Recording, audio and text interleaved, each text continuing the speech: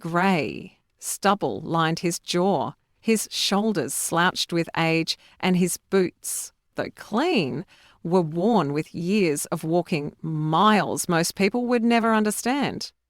His name tag was long faded on his old military jacket, but anyone paying attention could read the story in his eyes. He had seen more war than peace. He had lived through what others only watched in movies. He stepped into the small gun shop like he'd done dozens of times before, not to buy, but to browse, to touch the steel, feel the weight of a pistol, remember who he used to be. Sometimes he bought ammo, sometimes he just listened. Gun shops were places where veterans like him still felt relevant. Until that day. A new manager had taken over. Young, corporate, sharp-jawed, with no patience for what didn't serve the bottom line. He watched the old man closely, like he didn't trust him. The veteran picked up a vintage Colt 45 from the glass case. His hands trembled, not from nerves, but from age. He smiled faintly, whispering, "Had one of these in Nam." That's when it started. The manager walked over, stood too close, and said in a clipped voice, "Sir, unless you're buying something today, I'm going to have to ask you to leave." The veteran blinked. "I'm just looking." The manager didn't budge. "Policy says no loitering."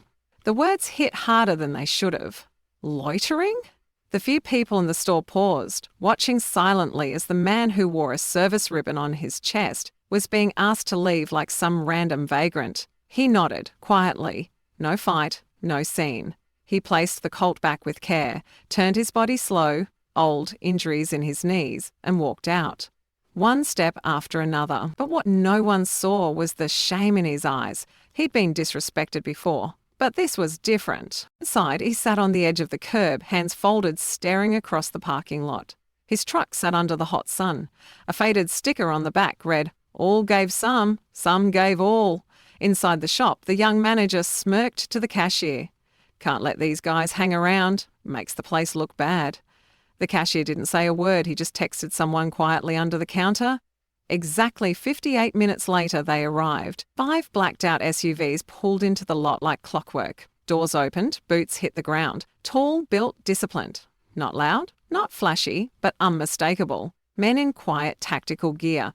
Navy, beard-trimmed, eyes like wolves. You didn't need to ask to know who they were. One of them walked ahead of the others, broad-shouldered, tattooed forearms, and a presence that made the air feel heavier. He opened the shop door with precision, not fast, not slow, just controlled. The young manager looked up and froze. "Can I help you?" The SEAL scanned the room, then spoke loud enough for every customer to hear. "We're here for the man you kicked out." Confusion flickered. "What?" "The veteran. Old man. You threw him out like he was nothing." "He's not nothing." Another SEAL stepped in. "You see that man? We owe our lives to him. He was our instructor, trained us before our first deployment. When we didn't know how to stay alive, he showed us how." The manager tried to speak, but another stepped forward, saying, "That man earned 3 bronze stars, 2 purple hearts, and saved more lives than you'll shake hands with in your lifetime." One of them walked to the gun counter and pointed to the Colt 45. "That gun? He held that exact model when he pulled my commander out of enemy fire in Kandahar. You just told a walking piece of history he wasn't welcome." Outside, the veteran sat quietly, unsure why so many black SUVs had pulled in, until he saw the first familiar face, and then the next, and then all of them. They didn't salute him. They didn't need to. They walked up to him, one by one, and placed a hand on his shoulder. Not out of pity, but respect. They told him they hadn't forgotten, that they still remember the sweat, the drills, the yelling, the patience. How he stayed late to make sure they knew how to stay alive. How some of them had come home because of what he taught. Others didn't. But the ones who did never forgot. One SEAL placed a small box in the veteran's hands. He opened it.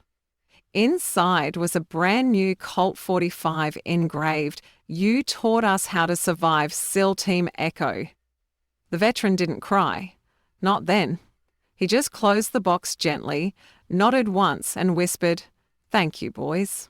Back inside the shop, the manager stood stiff, watching as every customer turned to look at him differently. Not like the man in charge, but the man who forgot what honour looks like. He stammered something about misunderstanding, but no one listened. The seals didn't threaten, didn't yell. They simply said, "This shop won't see any of us again, and neither will the base." And then, just like that, they left. Quiet, controlled, as if they were never there, but they had been, and everyone would remember. Sometimes respect isn't shouted, it's shown.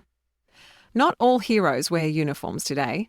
Some carry old scars, slow steps, and stories that no one bothers to ask about. But their sacrifices echo in the freedoms we take for granted. Honour isn't in the medals, it's in how we treat those who earn them. So the next time you see an old man in a faded military jacket, don't look away. Don't rush. Don't forget. Because he didn't. Ha.